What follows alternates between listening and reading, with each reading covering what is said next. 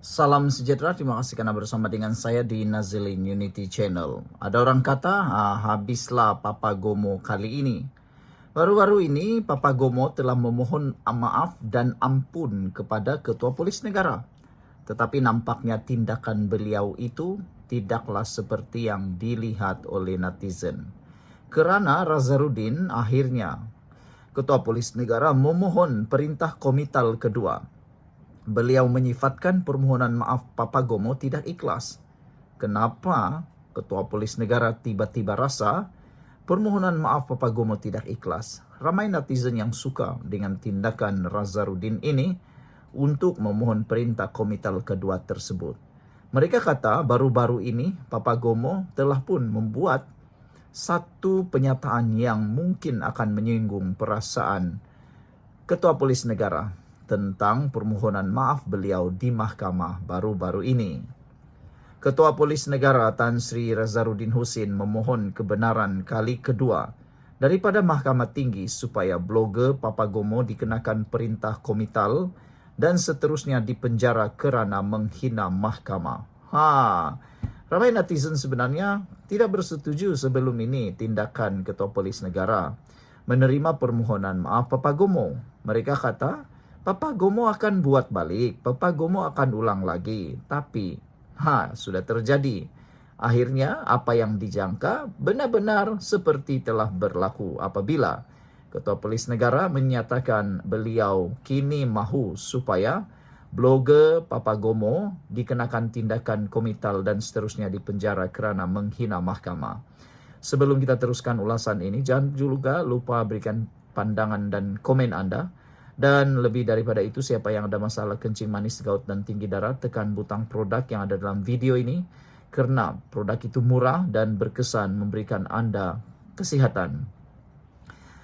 Isu susulan Papa Gomo atau nama sebenarnya Wan Muhammad Wan Derus Azri Derus gagal mematuhi perintah mahkamah menghendaki beliau menyiarkan permohonan maaf tanpa syarat kepada Nazarudin dan mahkamah di platform YouTube, TikTok dan X sekurang-kurangnya selama 7 hari dan memadamkan kenyataan pada 14 Januari lalu serta imejnya yang disunting pada 15 Januari lalu. Nazarudin berkata, permohonan maaf yang dibuat Papa Gomo pada 30 April lalu di mahkamah terbuka adalah tidak ikhlas dan tanpa penyesalan meskipun ia dibuat tanpa syarat. Nazarudin memfailkan permohonan kebenaran berkenan pada 5 Mei secara ex parte sebelah pihak melalui firma guaman Tetuan KB Tan Kumar and Partners kerana Papa Gomo melanggar kedua-dua perkara ataupun syarat tersebut. Saudara, ramai orang kata kali ini Ketua Polis Negara jangan lagi terpengaruh, jangan lagi terima apa-apa permohonan daripada Papa Gomo kerana kata mereka, lihatlah tindakan Papa Gomo yang seakan-akan tidak ikhlas dan tanpa penyesalan. Selain daripada itu, dalam permohonan kebenaran itu, Nazarudin berkata pada 1 Mei lalu jam lebih kurang 8.30 malam, Papa Gomo dengan sengaja menerbitkan dan menyebabkan penerbitan satu video dalam talian menerusi platform sosial media di aplikasi TikTok Papa Azri dan YouTube Se-Azri. Kenyataan defendant itu adalah bertentangan dengan kenyataan bertulis permohonan maaf yang sudah dipersetujui dan dibaca di mahkamah seperti di dalam perintah komital. Permohonan maaf yang dibuat defendant pada 30 April lalu adalah tidak ikhlas dan tanpa penyesalan, meskipun ia dibuat dengan tanpa syarat. Berdasarkan kenyataan yang disiarkan dan diterbitkan oleh defendant dan kegagalan memadam terbitan video bertarikh 14 Januari 2025 dan 15 Januari 2025, defendant dengan ini sudah melanggar perintah komital bertarikh 30 April lalu yang mana adalah satu penghinaan kali kedua kepada mahkamah ini, katanya lagi. Nazarudin berkata penghinaan terhadap perintah komital oleh defendant boleh dikenakan prosiding komital untuk penghinaan mahkamah. Mahkamah Tinggi menetapkan pada 9 Mei ini untuk mendengar permohonan kebenaran berkenan. Kali pertama Nazarudin memfailkan permohonan kebenaran bagi perintah komital terhadap Papagomo pada 24 Januari lalu dengan memohon supaya beliau dipenjara atau didenda kerana menghina mahkamah berikutan tidak mematuhi perintah injuksi pada 10 Januari lalu dengan membuat hantaran terhadap Nazarudin di aplikasi YouTube, TikTok, X serta akaun Telegram. Pada 31 Januari lalu, Mahkamah Tinggi membenarkan perintah injuksi melarangnya daripada menerbitkan kenyataan berbau fitnah di semua platform media sosial yang ditujukan kepada Nazarudin sehingga perbicaraan kes saman utama diputuskan oleh mahkamah. Pada 26 Disember lalu, Nazarudin memfailkan saman fitnah dengan menuntut ganti rugi 3 juta ringgit daripada Papagomo. Berhubung kenyataan yang melabelkan dirinya sebagai pelacur banduan terhormat dan penjilat kepada Perdana Menteri Datuk Seri Anwar Ibrahim. Papagomo pada 30 April lalu mengemukakan permohonan maaf tanpa bersyarat kepada Nazarudin dan Mahkamah Tinggi berhubung kenyataan pada 14 Januari lalu dan penggunaan imej ke Ketua Polis Negara yang disunting pada 15 Januari lalu. Susulan itu, mahkamah menerima pernyataan maaf berkenan dengan syarat ia disiarkan dalam platform YouTube, TikTok dan X yang disiarkan sekurang-kurangnya selama 7 hari dan dikehendaki memadamkan kenyataan serta gambar terbabit bermula 30 April lalu. Sekian dulu untuk kali ini. Jangan lupa tinggalkan komen anda, tekan butang subscribe. Kita jumpa lagi. Bye-bye. Salam sejahtera, terima kasih karena bersama dengan saya di Nazilin Unity Channel. Ini adalah 10 kejayaan utama golongan pekerja di bawah pentadbiran Perdana Menteri yang ke-10. Diucapkan tahniah syabas kepada Anwar Ibrahim kerana telah mengalahkan para jangkaan ramai orang termasuk jangkaan Mahathir Mohamad dan juga jangkaan Muhyiddin Yassin. Sambutan Hari Pekerja tahun 2025 menjadi detik bersejarah buat kaum pekerja di Malaysia.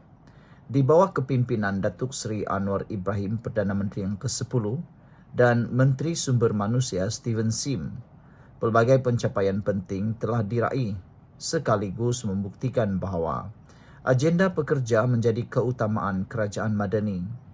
Berikut ialah 10 kejayaan utama untuk golongan pekerja di bawah pentadbiran Perdana Menteri yang ke-10. Sebelum kita teruskan ulasan dan juga pandangan ini, jangan lupa siapa ada masalah gaut, kencing manis dan tinggi darah, cepat beli produk yang saya kongsikan ini kerana produknya bagus, murah, mujarab dan sudah ramai yang menggunakan dan mereka kata sangat baik. Baiklah saudara-saudara sekalian. Berikut dinyatakan 10 kejayaan utama untuk pekerja di bawah pentadbiran Perdana Menteri Anwar Ibrahim. Nombor 1, kadar pengangguran terendah dalam sedekad menurun kepada 3.1% pada Februari 2025. Bermaksud saudara-saudara sekalian, Anwar Ibrahim telah mengalahkan pendahulu-pendahulu beliau. Perdana Menteri termasuklah Muhyiddin Yassin dan Ismail Sabri Yaakob serta Mahathir. Dalam tempoh 10 tahun kebelakang ini, Anwar Ibrahim telah berjaya menurunkan kepada 3.1% pada Februari 2025. Jadi nampaknya macam mana sekalipun pembangkang bising dan bersuara, mereka tetap kalah oleh angka ini. Perkara kedua, kejayaan di bawah Anwar Ibrahim ialah lebih ramai rakyat pekerja. Jumlah tenaga kerja meningkat dari 16.91 juta pada tahun 2023 kepada 17.34 juta pada tahun 2024. Nombor 3, kadar penyertaan tenaga buruh meningkat. Kini mencecah 70.6%. Keempat, penyertaan tenaga buruh wanita melonjak, meningkat kepada 56.8%, mencerminkan lebih ramai wanita aktif dalam ekonomi. Kelima, penggunaan kemahiran lebih optimum, kadar guna tenaga tidak penuh menurun kepada 36%. Keenam, graduan TVET semakin laku keras. Kadar keboleh pasaran graduan mencapai 94%. Ketujuh, perlindungan sosial diperluas. Jumlah pencarum per keso sektor formal mencecah 9,9 juta orang. Kelapan, pekerja sendiri kini dilindungi pencarum per keso. Kalangan pekerja sendiri meningkat kepada 900,000 orang, naik daripada 700,000 kepada 200 pada tahun 2023. Kesembilan, suri rumah mendapat perlindungan sosial.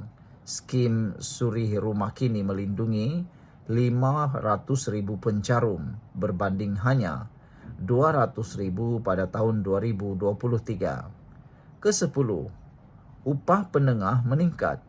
Buat pertama kali, upah penengah bulanan rakyat Malaysia melepasi nilai ambang RM3,000, iaitu RM3,045 sebulan. Namun, di sebalik pencapaian ini, Steven Sim tidak lupa pada nilai solidariti global. Dalam ucapannya semasa sempena sambutan Hari Pekerja 2025, beliau mengangkat suara pekerja Malaysia yang bersatu dengan rakyat Palestin. Ini bukan isu politik partisan, tetapi nilai kemanusiaan yang merentas kaum dan agama. Ketika negara lain memilih untuk diam atau berpihak, suara pekerja Malaysia tetap teguh memihak kepada keadilan. Inilah wajah pekerja Malaysia hari ini, bukan sahaja produktif dan dilindungi, tetapi juga bermaruah. Di bawah kepimpinan Perdana Menteri ke-10 Anwar Ibrahim dan watak seperti Steven Sim, pekerja tidak lagi dipinggirkan dalam agenda negara. Mereka kini menjadi tonggak utama kepada pembinaan masa depan Malaysia yang adil, inklusif dan berprinsip. Semoga semangat ini terus hidup, bukan sekadar pada 1 Mei tetapi sepanjang tahun.